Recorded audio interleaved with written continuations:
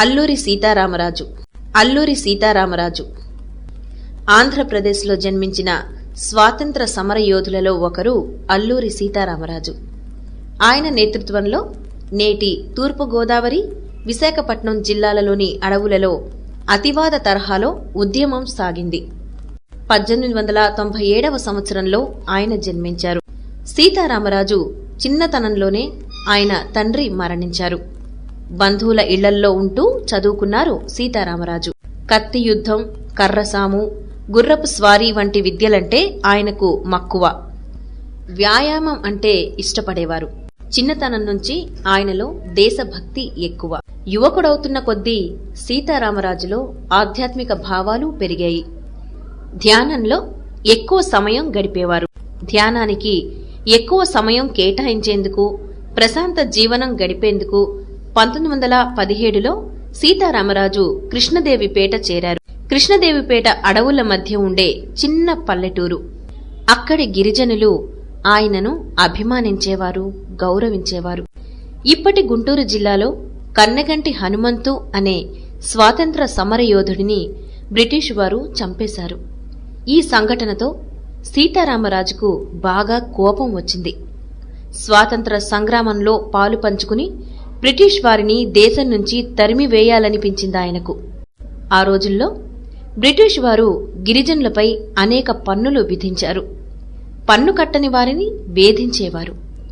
దీనిని ప్రత్యక్షంగా చూసిన సీతారామరాజు రగిలిపోయారు. బాస్టియన్ అనే అధికారి అడవిలోని ఒక గ్రామ పెద్ద అయిన గంటం దొరను తీవ్రంగా అవమానించాడు. ఆనాటి అధికారులు ప్రజలతో ఎలా మసులుకునేవారో చెప్పడానికి ఇదొక ఉదాహరణ. గంటందొర తమ్ముడు మల్లుదొర తలపై కాలితో తన్నాడు. ఎండుపడాల్ అనే వ్యక్తితో అడవిలో రోడ్డు నిర్మించాడు బాస్టియన్. దానికి వేతనం మాత్రం ఇవ్వలేదు.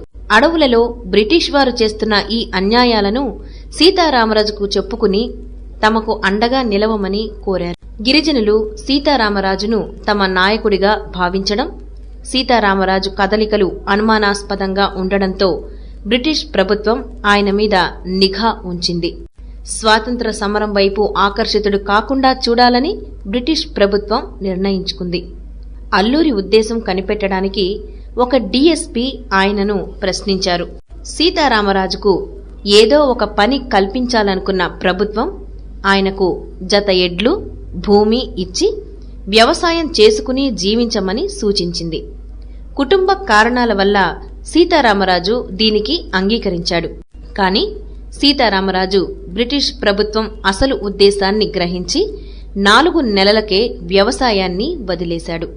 ఎండుపడాల్, గంటందొర, మల్లుదొరను కలుపుకుని బ్రిటిష్ ప్రభుత్వానికి వ్యతిరేకంగా పోరాటం ప్రారంభించారు. 1922వ సంవత్సరం ఆగస్టు నెలలో సీతారామరాజు మరో 500 మందితో చింతపల్లి పోలీస్ స్టేషన్ మీద దాడి చేశాడు. పోలీస్ స్టేషన్లోని ఆయుధాలు స్వాధీనం చేసుకున్నాడు. మరుసటి రోజే కృష్ణదేవిపేట పోలీస్ స్టేషన్ మీద దాడి చేసి అక్కడి ఆయుధాలు స్వాధీనం చేసుకున్నాడు. సీతారామరాజు వల్ల జరుగుతున్న నష్టాన్ని తెలుసుకున్న ప్రభుత్వం కృష్ణదేవిపేట ప్రాంతంలో మరికొందరు పోలీసులను నియమించింది. కృష్ణదేవిపేట వద్ద ఘాట్ రోడ్లో ఒకసారి సీతారామరాజు ఆ మార్గాన వెడుతున్న బ్రిటిష్ అధికారుల మీద దాడి చేశాడు. ఈ దాడిలో ట్రెమెన్మోర్ అనే అధికారి మరణించాడు. బాస్టియన్ తీవ్రంగా గాయపడ్డాడు. దేవి పూజ చేసేందుకు రామరాజు కృష్ణదేవిపేట రానున్నాడని ఒకసారి పోలీసులకు తెలిసింది. వెంటనే ఆయనను పట్టుకునేందుకు పథకం సిద్ధం చేశారు. బ్రిటిష్ అధికారుల ప్రయత్నాలు ఫలించలేదు. సీతారామరాజు నిర్విఘ్నంగా దేవి పూజ చేశారు. సీతారామరాజు దాడులు బ్రిటిష్ అధికారుల గుండెల్లో రైళ్లు పరిగెత్తించాయి. నాటి మద్రాసు రాష్ట్ర ప్రధానాధికారి కేంద్రానికి సీతారామరాజు గురించి లేఖ రాస్తూ వెంటనే స్పందించాలని సూచించారు. ఇదే సమయంలో సీతారామరాజు తన అనుచరులతో గెరిల్లా దాడులు చేస్తూ కొందరు బ్రిటిష్ అధికారులను హతమార్చారు.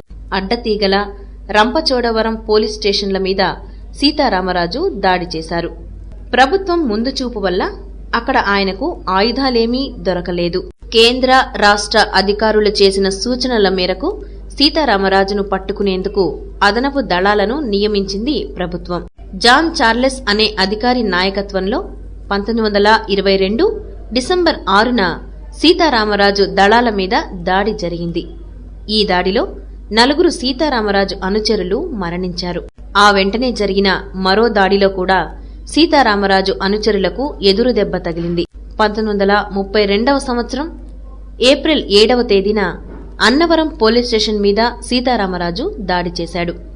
అక్కడ ప్రజలు సీతారామరాజుకు స్వాగతం పలికి ఆయనను కీర్తిస్తూ పాటలు పాడారు.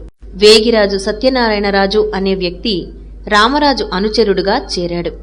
అతడే అగ్గిదొరగా పేరు పొందాడు. 1923 సెప్టెంబర్ 18వ తేదీన పోలీసులు మల్లుదొరను పట్టుకున్నారు. గూడెం పోలీస్ క్యాంపు మీద, పాడేరు పోలీస్ స్టేషన్ మీద సీతారామరాజు దాడి చేశారు. అక్కడ వారికేమీ దొరకలేదు. సీతారామరాజు ఆచూకీ తెలిపిన వారికి బహుమతి ఇస్తామని ప్రకటించింది ప్రభుత్వం. సీతారామరాజు అనుచరులు క్రమంగా పోలీసులకు పట్టుబడిపోసాగారు. ఇదంతా చూసిన సీతారామరాజు ప్రభుత్వానికి లొంగిపోవాలని నిర్ణయించుకున్నాడు.